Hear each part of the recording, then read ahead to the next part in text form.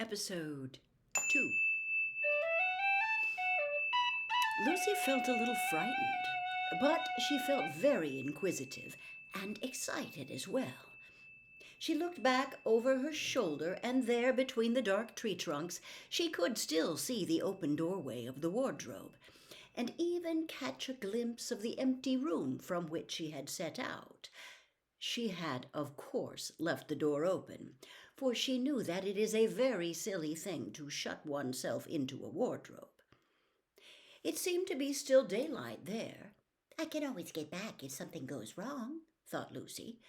She began to walk forward, crunch, crunch, over the snow and through the wood toward the other light.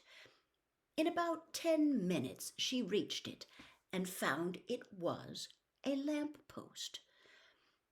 As she stood looking at it, wondering why there was a lamp post in the middle of a wood, and wondering what to do next, she heard a pitter-patter of feet coming toward her.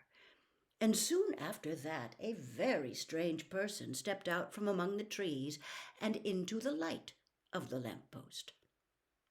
He was only a little taller than Lucy herself, and he carried over his head an umbrella, white with snow. From the waist upward he was like a man, but his legs were shaped like a goat's. The hair on them was glossy black, and instead of feet he had goat's hooves. He also had a tail, but Lucy did not notice this at first because it was neatly caught up over the arm that held the umbrella, so as to keep it from trailing in the snow. He had a red woolen muffler round his neck, and his skin was rather reddish too.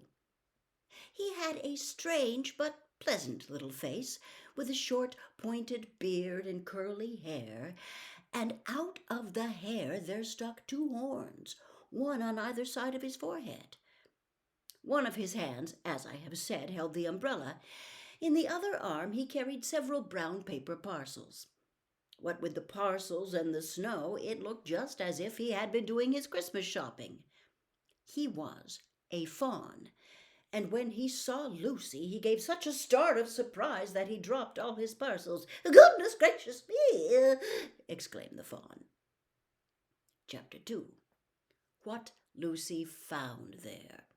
"Good evening," said Lucy, but the fawn was so busy picking up its parcels that at first it did not reply. When it had finished, it made her a little bow. Good evening, said the fawn. "Excuse me, I don't want to be inquisitive, but should I be right in thinking that you are a daughter of Eve?" "My name's Lucy," said she, not quite understanding him.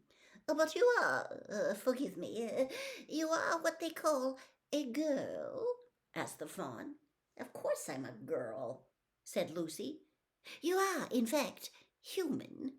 "Of course I'm human," said Lucy, still a little puzzled. To be sure, said the fawn. "How stupid of me! But I've never seen a son of Adam or daughter of Eve before. I am delighted. That is to say—" and then it stopped as if it had been going to say something it had not intended, but had remembered in time. Delighted, it went on. "Allow me to introduce myself. My name is Tumnus." "I am very pleased to meet you, Mr. Tumnus," said Lucy. "And may I ask, oh, Lucy, daughter of Eve," said Mr. Tumnus, "how you have come into Narnia?" "Narnia? What's that?" said Lucy. "This is the land of Narnia," said the fawn, "where we are now, all that lies between the lamp-post and the great castle of Cair Paravel on the eastern sea. And you have come from the wild woods of the west?" I got in through the wardrobe in the spare room," said Lucy. "Ah," said Mr. Tumnus, in a rather melancholy voice. "If only I had worked harder at geography when I was a little fawn, I should no doubt know all about those strange countries. It is too late now." "But they aren't countries at all," said Lucy, almost laughing. "It's only just back there. At least, no, I'm not sure. It's summer there." "Meanwhile," said Mr. Tumnus, "it is winter in Narnia, and has been for ever so long, and we shall both catch cold if we stand here talking in the snow. daughter of Eve, from land of spare where eternal summer reigns around the bright city of Wardrobe. How would it be if you came and had tea with me?" "Thank you very much, Mr. Tumnus," said Lucy, "but I was wondering whether I ought to be getting back." "It's only just around the corner," said the fawn, "and there'll be a roaring fire and toast and sardines and cake." "Well, it's very kind of you," said Lucy, "but I shan't be able to stay long."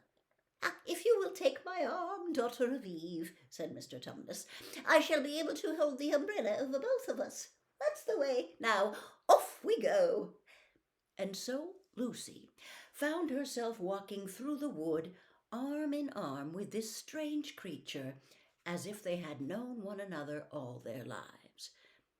They had not gone far before they came to a place where the ground became rough, and there were rocks all around, and little hills up and little hills down. At the bottom of one small valley, Mr. Tumnus turned suddenly aside as if he were going to walk straight into an unusually large rock. But at the last moment, Lucy found he was leading her into the entrance of a cave. As soon as they were inside, she found herself blinking in the light of a wood fire. Then Mr. Tumnus stooped and took a flaming piece of wood out of the fire with a neat little pair of tongs and lit a lamp. "No, we shan't be long," he said, and immediately put a kettle on. Lucy thought she had never been in a nicer place. It was a little, dry, clean cave of reddish stone with a carpet on the floor and two little chairs. "One for me and one for a friend," said Mr. Tumnus, "and a table and a dresser and a mantelpiece over the fire, and above that a picture of an old fawn with a grey beard." In one corner there was a door which Lucy thought must lead to Mr. Tumnus's bedroom, and on one wall was a shelf full of books. Lucy looked at these while he was setting out the tea things. They had titles like "The Life and Letters of Silenius," or "Nymphs and Their Ways," or "Men, Monks, and Gamekeepers, a Study in Popular Legend," or "Is Man a Myth?" "No, daughter of Eve," said the fawn. And really it was a wonderful tea. There was a nice brown egg lightly boiled for each of them, and then sardines on toast, and then buttered toast, and then toast with honey, and then a sugar-topped cake. And when Lucy was tired of eating, the fawn began to talk.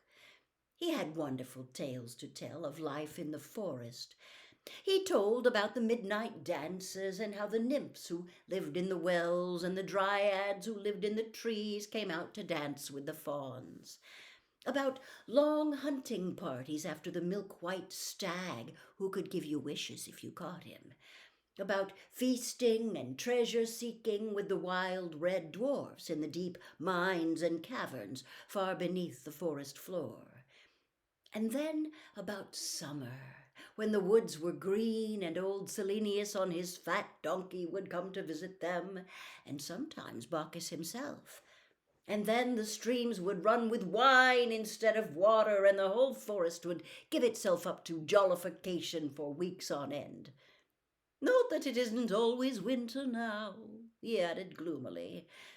Then, to cheer himself up, he took out from its case on the dresser a strange little flute that looked as if it were made of straw, and began to play. And the tune he played made Lucy want to cry and laugh and dance and go to sleep all at the same time. It must have been hours later when she shook herself and said, "Oh, Mr. Tumnus, I am so sorry to stop you, and I do love that tune, but really I must go home. I only meant to stay for a few minutes." "It's no good now, you know," said the fawn, laying down its flute and shaking its head at her very sorrowfully. "No good?" said Lucy, jumping up and feeling rather frightened. "What do you mean? I've got to go home at once. The others will be wondering what has happened to me." But a moment later she asked, "Mr. Tumnus, whatever is the matter?" for the fawn's brown eyes had filled with tears, and then the tears began trickling down its cheeks, and soon they were running off the end of its nose. And at last it covered its face with its hands and began to howl.